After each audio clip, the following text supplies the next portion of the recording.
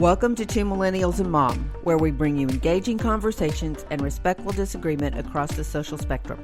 Injected with the quirks of everyday life. Curl up as we navigate the complexities of this modern world with all the humor and warmth we can muster. And the occasional gentle ribbing. We're glad you're here. Happy listening. Hey. Welcome to Two Millennials and Mom. I'm Callie. I'm Cole. And I'm Mecca, the mom. How are you guys today? I'm pretty good. Ready to get this one knocked out. Me too. I'm well, although I'm a little bit nervous that you guys are going to have thunder in the background. It is about to start really storming here. Oh, be careful. It'll be all right. We can take care of it in post. Okay. So what are we doing today? Today, we are tackling questions that keep several people up at night. We are leaning into mysteries about math, money, music, and more.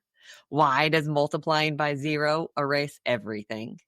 Is cryptocurrency just Cole's Cash for dudes? How the heck do you trap sound on a piece of plastic? And seriously, I cannot wrap my head around how boats float with all of the stuff sitting on them. So we did an episode previously called Callie's Got Questions, and I quizzed you guys on a bunch of weird random things that had nothing to do with anything. Today, Cole is stepping up to answer some of life's greatest and some of our dumbest questions, with plenty of interruptions and arguments and maybe a few moments of existential crisis. We've also got a weird thought that'll make you rethink your entire summer, and a good news story about some folks with the seemingly inherent drive to help other people. So get ready to have your mind blown, possibly broken. We can do that if anybody can. Sure.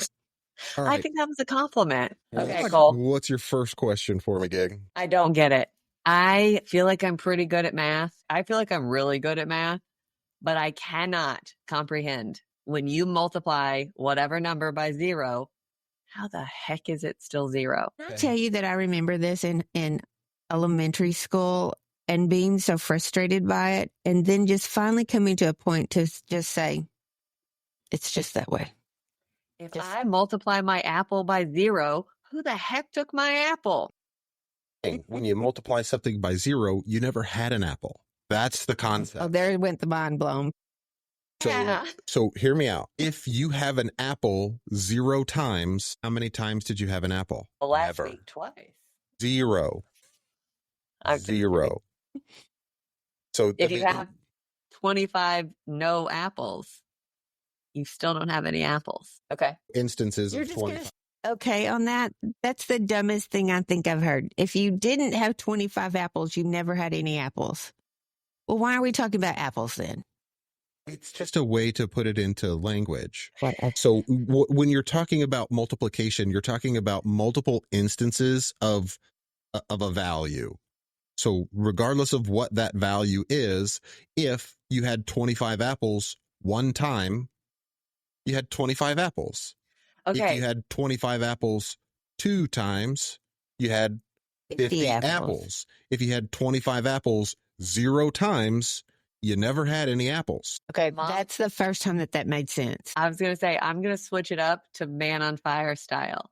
If I have one finger and I multiply it by 2, I have 2 fingers. If I have no fingers and I multiply it by 5, I still have no fingers. Yeah, exactly. Okay, I can follow you there. It like, this feels like it's so dumb to be mind blowing. Yes, but it is blowing my mind. Hey, at least we're not even going to touch dividing by 0. Oh Lord. Well, now I feel like you have to. At least give No. me. Not today. You think we're just going to be broken No. on question 1? Maybe we can do that on Cole's Got Answers too.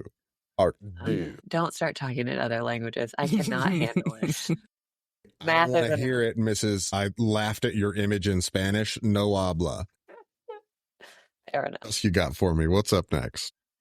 Okay, I need the kindergarten version of what the heck cryptocurrency is. Because to me, this feels along the lines of kind of multiplying by 0. If you don't have anything, saying that you have stuff doesn't make you have anything. What is this? Cole's Cash for dudes? Maybe I just need a bit of an explanation, because I can give you a pretty decent rundown on what cryptocurrency is. But what is Cole's Cash? So store Kohl's. Right. Like KO. If for every, I don't know, $100 you buy, you get $10 of Kohl's Cash to go back to the store and spend. That's just rewards points. Yes. Yes. That's not what crypto is. Not even.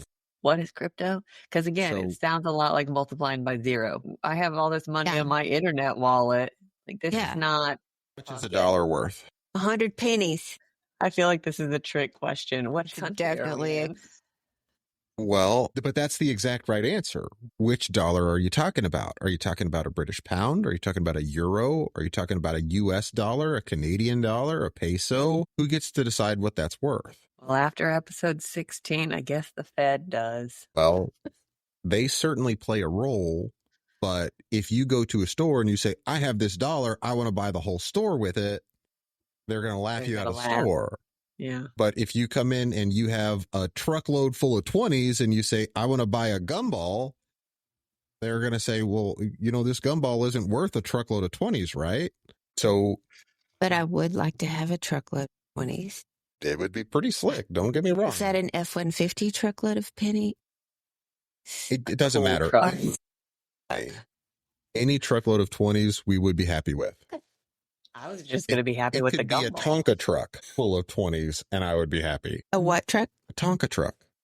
No. If we're going with it, let's make it. How many 20s you can fit in a Tonka truck? It could be a Hot Wheels with 120 in it and I would be happy. I'd be pretty pumped to find a $20 bill. For sure. So anyways, the whole concept is just like other world currencies, these cryptocurrencies are derived based on what people value them at, what people are willing to pay for them, just like a stock or anything else like that. Anything that you buy, if you don't think it is worth a certain amount, you're not going to buy it for that amount. However, if enough people are buying it for a specific amount, then it is considered to be worth that amount because someone else is willing to pay that much money for it. Okay.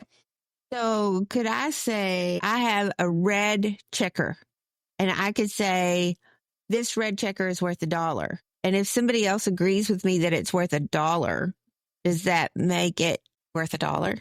In that transaction, it counts essentially the same way currency does. Okay. So when you go to the store and you buy milk, you're just trading your dollars for milk. So you are agreeing that the value of a gallon of milk is $5, whatever it is. These days, maybe. Yeah. So all currencies work the same way. If you go to Europe and you say, hey, I have these American dollars, I need to exchange them for euros. They say, okay, well, $1 American dollar can buy a gallon of milk, but it only takes 3/4 of a euro. So we're going to give you.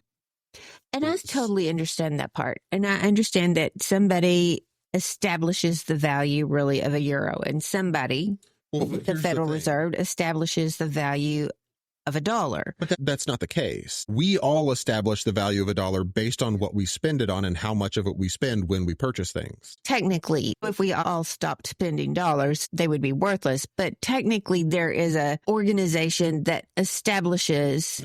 Okay. No, they have policies that are intended to try and control the agreed upon value, but they don't set and say a gallon of milk is worth $5. This is true. This is true. But what I'm trying to establish is I don't think there's anybody that establishes, there's not a universal committee that establishes what any cryptocurrency is. I feel like you taught me something here a while back. At one point, the U.S. dollar was backed by gold. So for every single dollar, there was gold sitting somewhere. I don't know. Was that at the Federal Reserve? Fort Knox. Yeah. Okay. So for every single dollar that we had and printed, it was backed by this gold sitting in Fort Knox, wherever it was. So to me, that piece of paper was like a coupon, which is why I bring up Cole's Cash. So this coupon is worth that $1 back there in the cellar, in the basement, if I need to go cash in on it. But I'm going to give it to this guy, and he's going to still be backed by that same gold in the basement. But that's not the case anymore. exactly what happens when you run out of gold. Can't have any more dollars. And now dollars are more scarce, which drives up the buying power of your dollars. When your dollar is too strong, when you've got too much buying power, that can have negative impacts on your economy.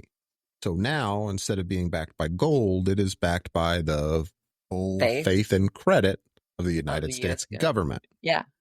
So that is where monetary policy comes in. Okay. So who does that for crypto? We do. There's not a governing. That's kind of one of the problems with crypto, is that it is not a regulated currency.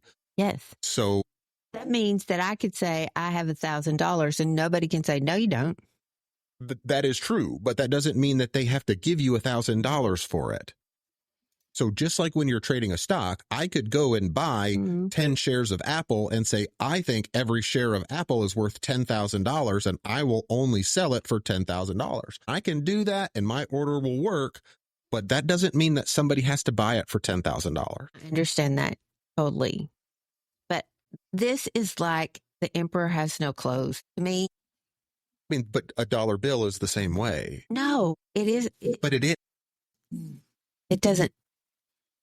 A dollar is only worth what we agree that it is worth. I could take the dollars out of my wallet and light them on fire because I think they're worth more as kindling than as buying power. Now, that doesn't make me right, but I can determine that for myself that those dollars are worth that. Now, someone else could come along and they could say, hey, I have this bundle of twigs. I'll trade it to you for your dollar. It'll be better kindling. And I could say, oh, you know what? That's a good deal. But that's how all currency operates. It is only worth what everyone else agrees it is worth. Okay. So when the Russia-Ukraine war started and their currency went kaput, it was because nobody trusted that it was worth anything? That could have been a part of it, yes. I mean, when you're talking about large economies, there are lots of things that can cause the buying power of a particular currency to fluctuate, just like with crypto. If you take a look at Bitcoin has been very volatile recently, where we've had very high highs and very low lows within a relatively short time frame for its trading history. And so the thing about crypto is that it is kind of like a gold-backed dollar, where it is a finite resource. Eventually, you won't be able to generate any more because they've set rules in place at the beginning. Exactly. So there's only X number of Bitcoins, period. Right. I did not realize that. Yeah, so that's where we get into. I thought crypto could just blocked. But here's the thing: anybody could make their own crypto. But like Trump did when he did his little. Sure. And they can make up their own rules for that crypto. But everyone else who wants to buy that crypto has to say that it is worth a specific amount.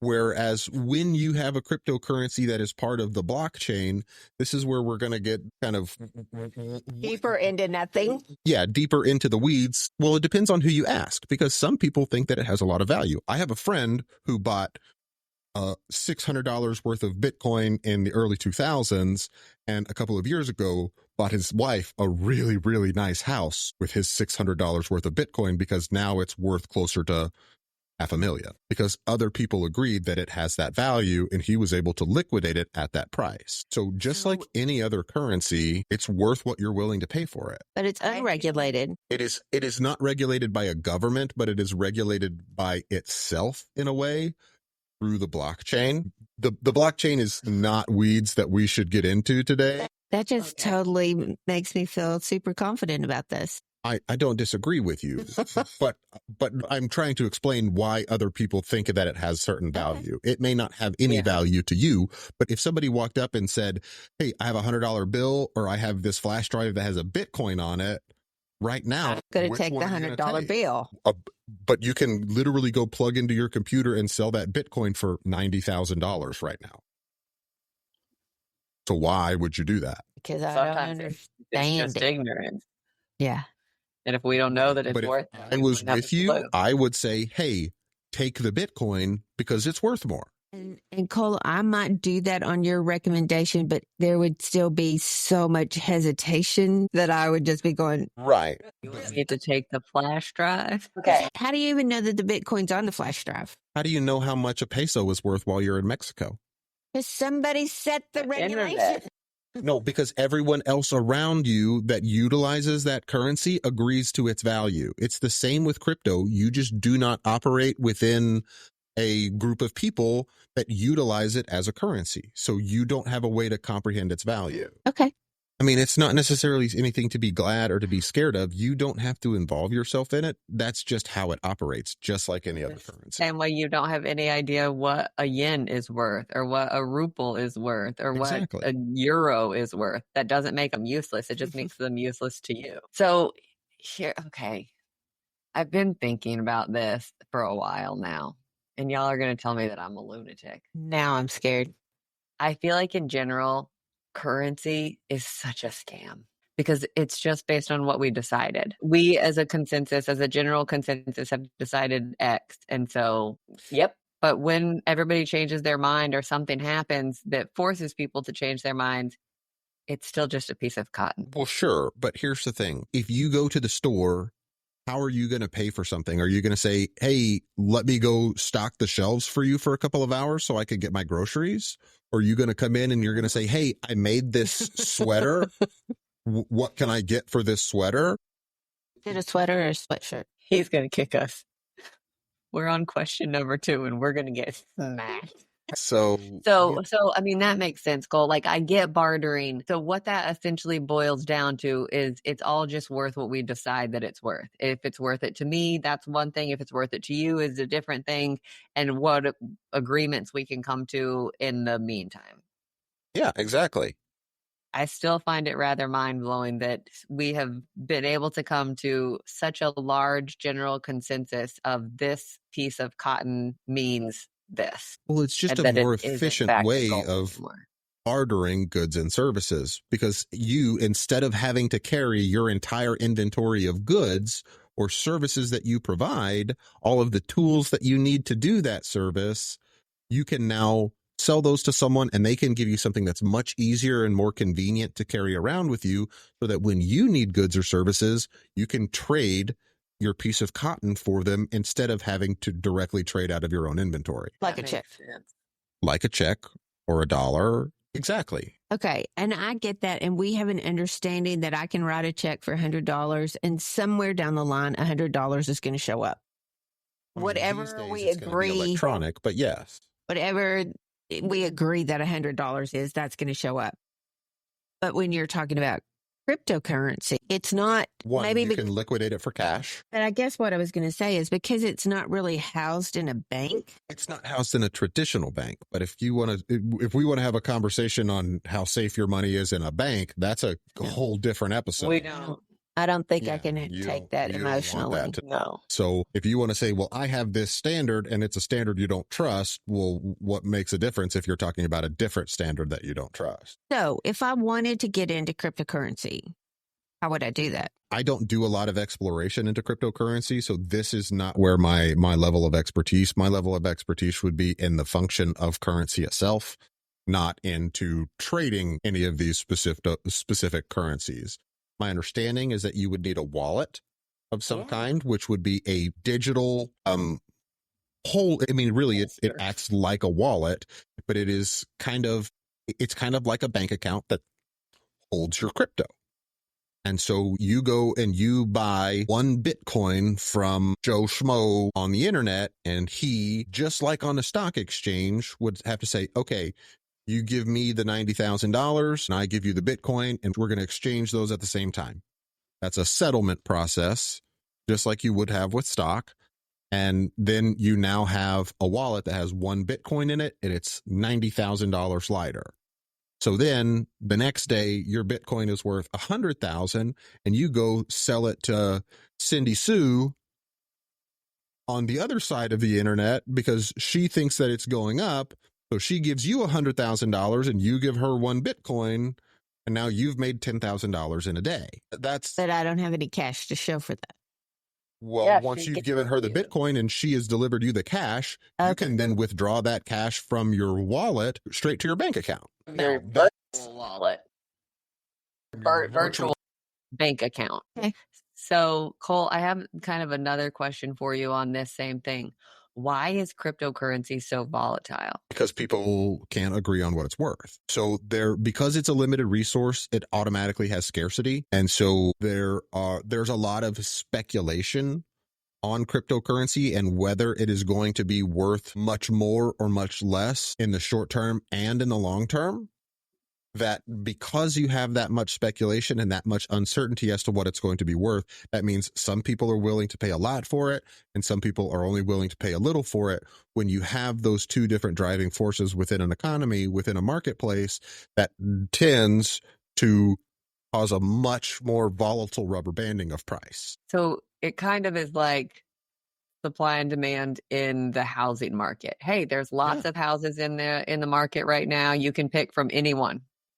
A whole bunch of choices right here. Whereas when there is not a bunch of houses in the market, it's a seller's market because there's still the same number of people looking, but the choices in which they have to choose from are much less. So you can charge more because you have a resource that they want. Exactly. All economy, all marketplaces, the value of the items traded within them are derived from supply and demand.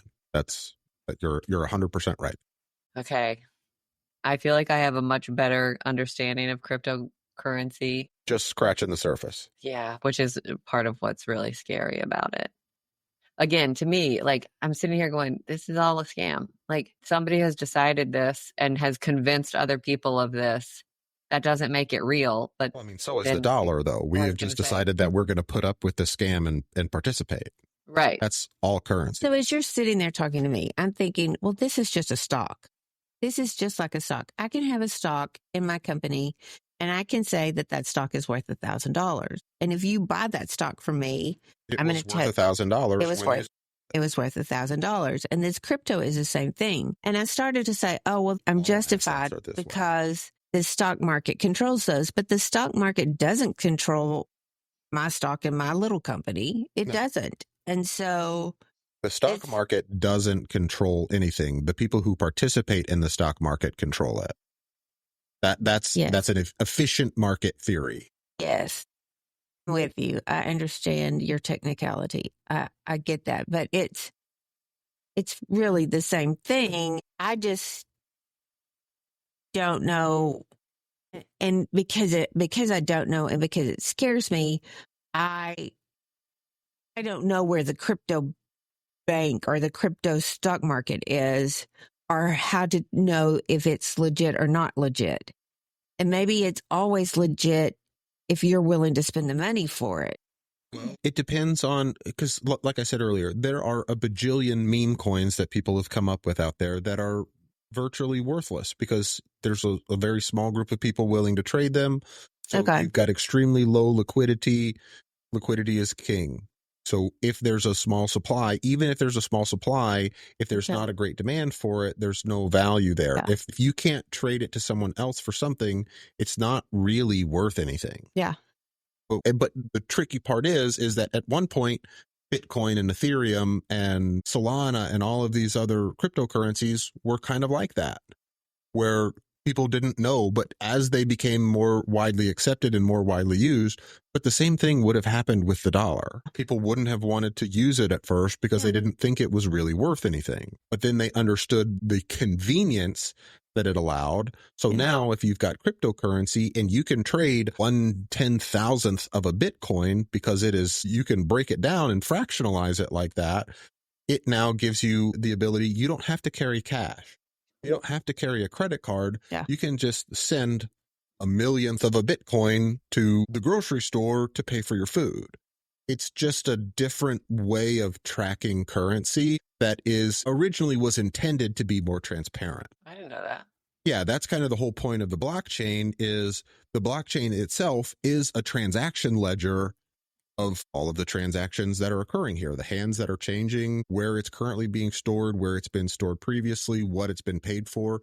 So that was kind of the idea behind it, was to have this almost like open source, transparent ledger that is tracking these currencies, which was kind of the idea behind it and why it started to become popularized originally. And then it really turned almost, the concept of cryptocurrency turned more into a meme, which is where we now have all these meme coins that are coming out because everybody thinks that it's just a big pump and dump scheme. And a lot of them are. Yeah. But just because one thing is a pump and dump scheme doesn't mean that every other thing is a pump and dump scheme. There are several places that you can go and buy a car with Bitcoin, or like Cole said, pay for your groceries that use it just like cash. They accept it the same way that. You think I could walk into HEB and say, I'm going to pay this with my Bitcoin wallet? I don't know that HEB does it, but I know that there are several retailers that do. I want to say like Nordstrom's is one. Like places that you would know, not just random weird ass places. Okay. Head exploding. On to the next one. Oh, I gotta this know, is the Cole. one that's really going to make your head explode. How do you fold a fitted sheet? Oh, I can do this.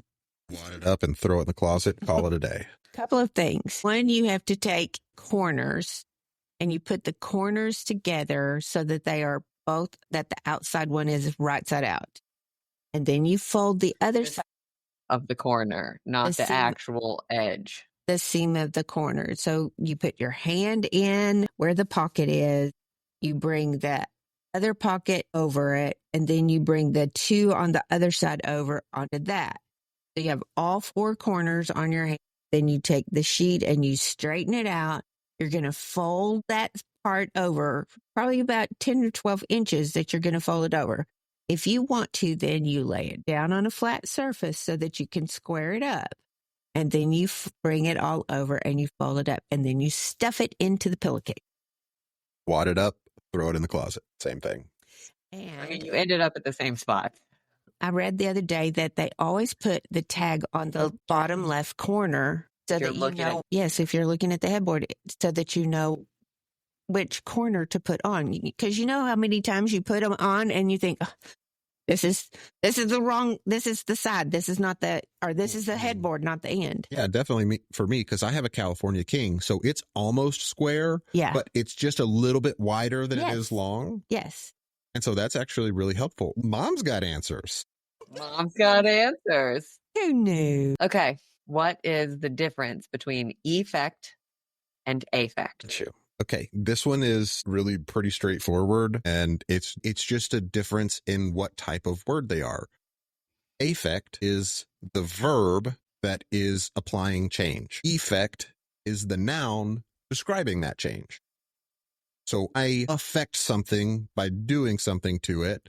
The change that is made is the effect. Can you give me an example? Clear as mud. So if I push Mom's microphone closer to her face, I affected the microphone. The effect is that the microphone is closer to her face. Affect is the action. Yes. I affect the result. I affect the microphone by pushing it. The effect is that it has moved. Okay. Affect is the action. Effect is the result. Yep. Nailed it. Look at me. I'm awesome. Champion. Okay. What about whomever versus whoever? No, I don't know. No clue. It's the M. Well, I mean, I got that part. No. No. If you can say instead of he, then it's whomever. Y'all look at me like I'm from outer space. I don't get it. I still need an example. I threw the ball to him. I threw the ball to whomever. Yes. He caught the ball. Whoever caught the ball? Yes. Oh, okay. Got it. Oh, yeah. See, y'all said you didn't understand, and then just I had to go through and try and conjugate it. Right. I mean, there are some instances where you could use him that who wouldn't work. Which is why you use whom. Is that not what I meant? That's what you said. I gave him the keys. I wouldn't, to me, you have to completely change the idea of that sentence. To whom did I give the keys? So you're saying I did this thing. Now you're questioning the thing you did, which to me are different ideas. I get what you're saying. I understand it now. Yeah. It's the M. Yeah. Yeah. It's the M. Okay. Before we get too far off of cryptocurrency, I hate to ask, what's an NFT? I know that it means a non-fungible token. Yeah. So Non-what? Fungible? Non-fungible. What is fungible? Great question. Let's find out here real quick. Fungible. That's kind of a fun word to say. Non-fungible. You think we can make that into a curse word? It essentially means unique. It is of a product or a commodity that is replaceable by another identical item. So fungible means that like dollars would be fungible because $1 is the same as another dollar. Non-fungible dollar would be like a special dollar that is different. It is a unique item. Okay. Now, A bicentennial coin. Yeah. Well, even that, Right. there are other bicentennial coins. While they are more rare than a regular coin, they would still be fungible token.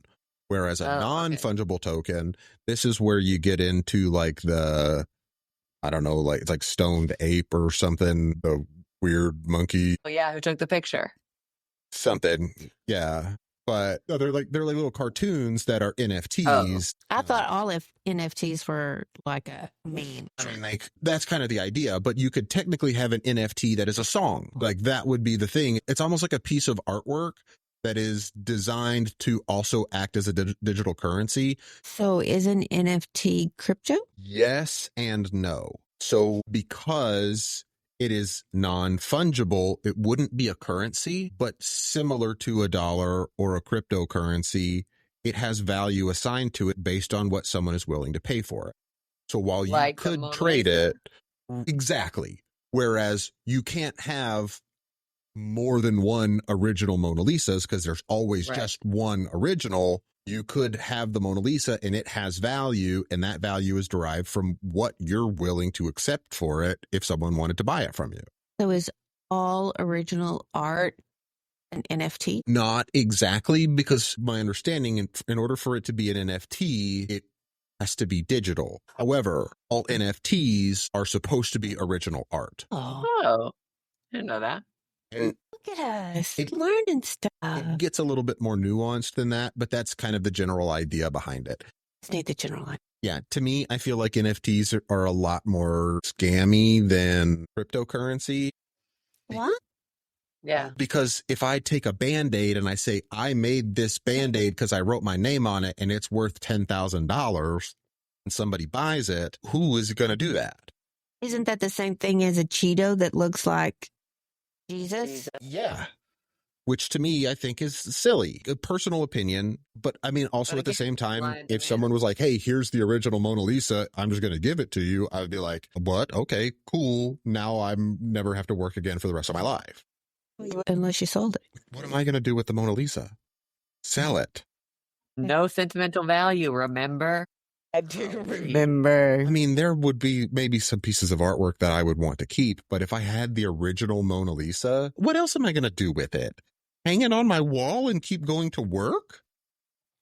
No. I'll sell it, buy an imitation, a replica for $20, hang that and never have to go to work again. If you sold the Mona Lisa, you could probably buy a pretty decent replica. I could buy hundreds of badass replicas and still have money left over. Enough to never have to go to work again. Yeah. Next. Okay. Mom, here's the one you were excited about. You do it. Hit it. Which one? Oh, the plastic? All right. Is this, I mean, Cole kind of started this explanation with us. How records Education of us. yeah, how records and CDs are made, and how is it possible to put sound on a piece of plastic that sounds like my voice or an orchestra? Okay, this My one is voice pretty or cool. Cole's voice. Yeah. And this one is more up my alley because it's more mechanical. Okay. Let's see if I can explain kind of the original concept. So when we're talking about the application of a record, what happens is there is a medium, a needle that rides a track, and within that track, there are bumps. There are changes in elevation, so it is moving that needle up and down and left and right. So Let me establish this. Every record is just one circular track all the way until the center. yeah, One track. we'll get to that point, but we're Sorry. going to set up the basics first. But yes, Okay. you're correct. Every record is starting from the outside, moving to the inside is one really, really long groove. If you stretch that groove out, it would be about a third of a mile. Okay. A little over 500 yards. Okay. So within that groove, there's texture. There are changes that are occurring within that groove, kind of like a canyon. So as that needle is dragged through that groove, it changes. It is moved around. That change on the needle then correlates because it's on a long lever arm, and it changes the position of something on the other end of that arm, right? Well, based on where the other end of that arm is, how that needle gets moved, it then creates a mechanical or an electrical signal that gets sent to another device that translates that signal and says, okay, let's say there are 10,000 different positions that it could be in, and to each one of those 10 positions, a sound is assigned. So a sound is assigned. So imagine you've got a big grid and it is 1,000 by 1,000, and in each of the boxes on that grid is a different sound. So based on the location of the needle on that grid, a tone is saying, this is the sound that I need to make.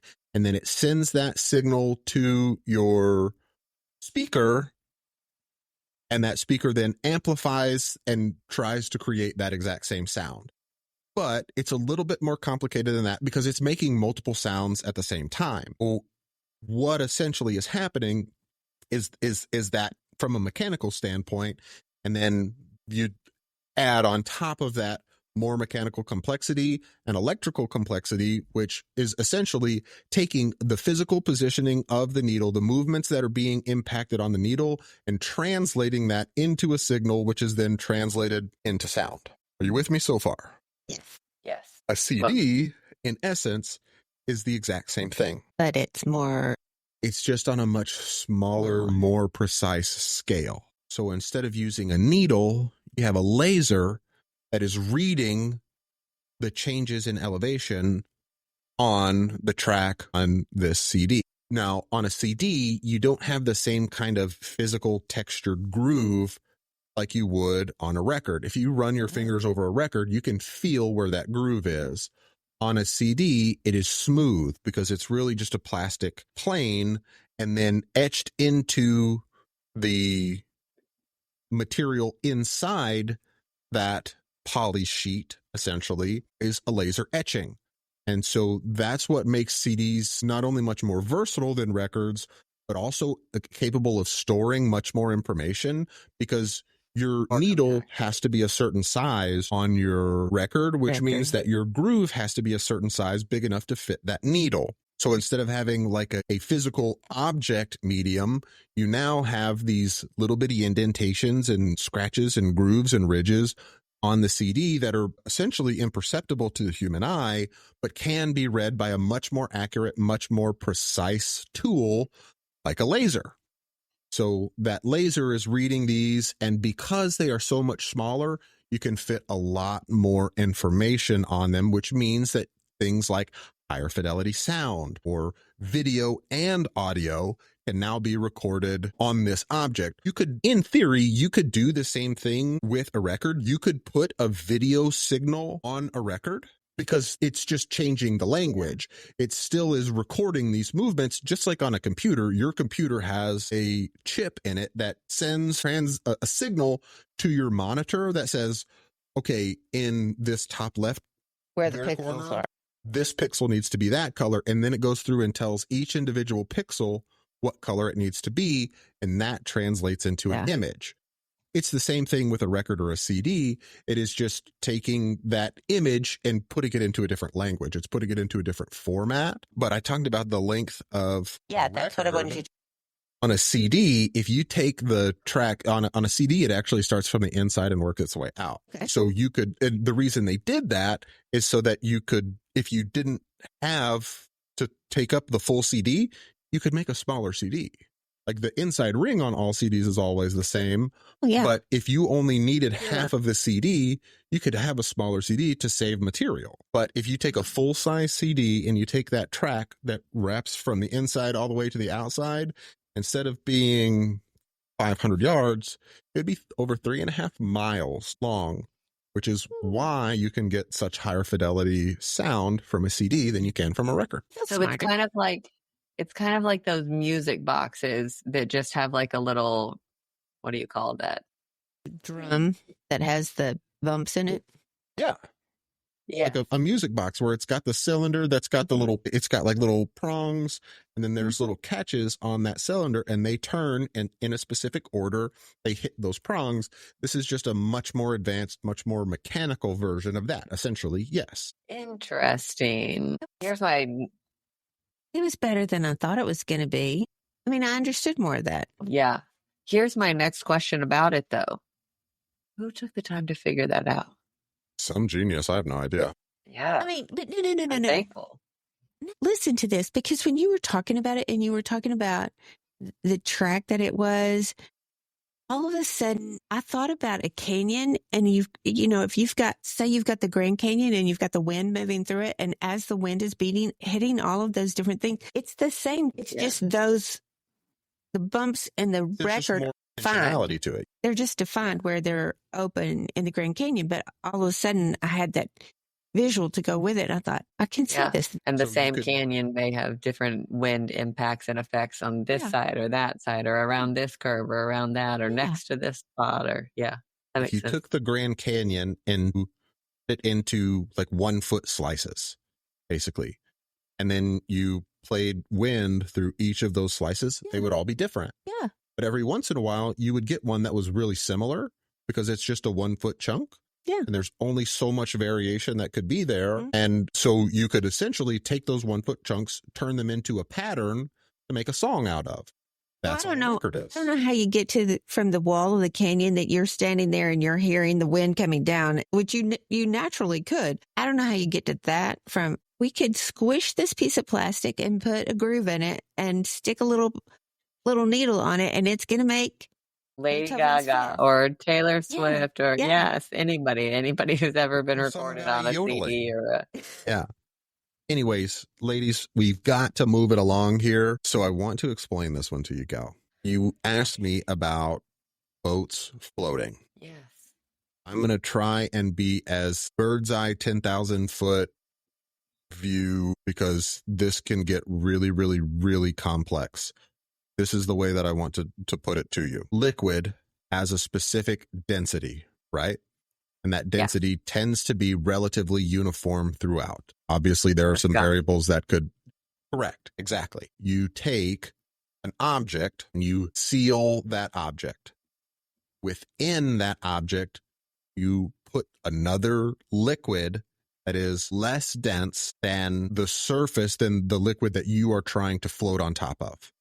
So lighter. You take, not necessarily, but sort of, less dense. Yeah. So because objects that are less dense rise to the top of, because they're lighter in this particular context, if you take something that has a density of 1, and then you take something that has a density of 2, if you want that thing that has a density of 2 to float on top of the thing that has a density of 1, you now have to fill that thing with the density of 2 with something that has a density of 0.5.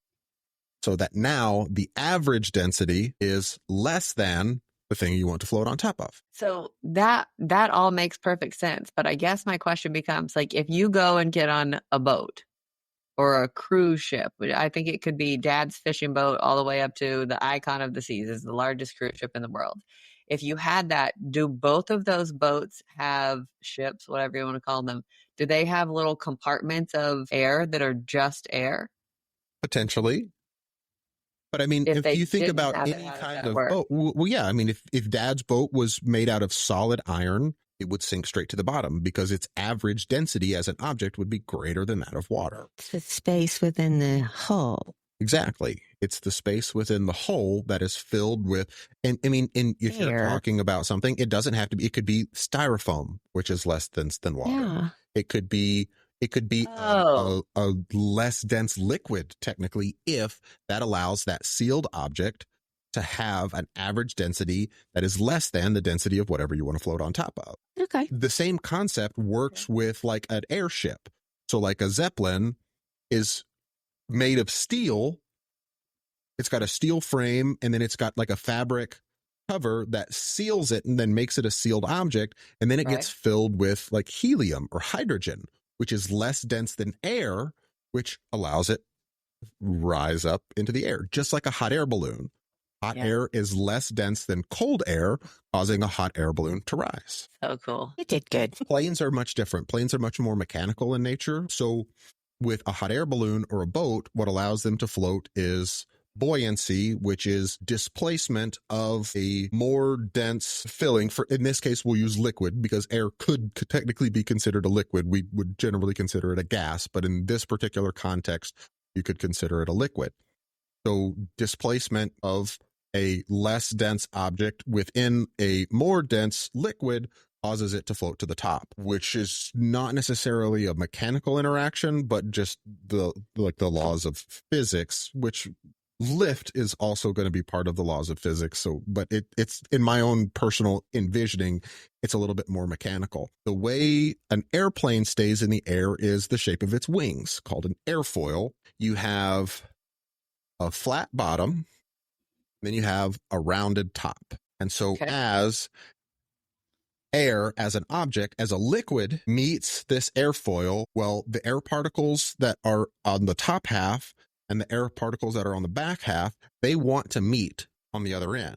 So the ones on top have to move faster than the ones on the bottom because they have a longer distance to travel. Sure. So it hits this airfoil and it starts moving faster on top, which creates essentially a vacuum, which pulls the wing upwards. Okay. That upward force on the wing lifts the rest of the plane. I had this little vision of these little particles, though, the ones that are going over, going, We would call those lemmings. You would not be the first person who has made that vision or animated that. But yeah, no, that's the basic idea behind lift, which is what causes planes to fly. It's forward movement, which is why planes have to have thrust, where a hot air balloon, you're not pushing off of anything.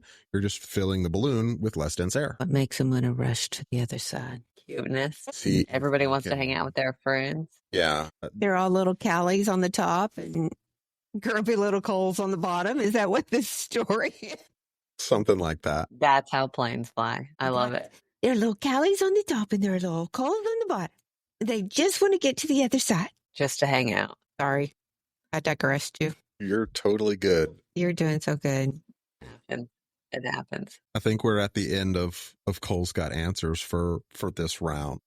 I think it's time for Callie's weird thought this week. I have a bit of a weird conundrum to ask you guys about. Why do hot dogs come in packs of 10 and hot dog buns come in packs of 8? Because in the great hot dog surplus of 1964, the Are you pulling my Yankee? I'm totally messing with you.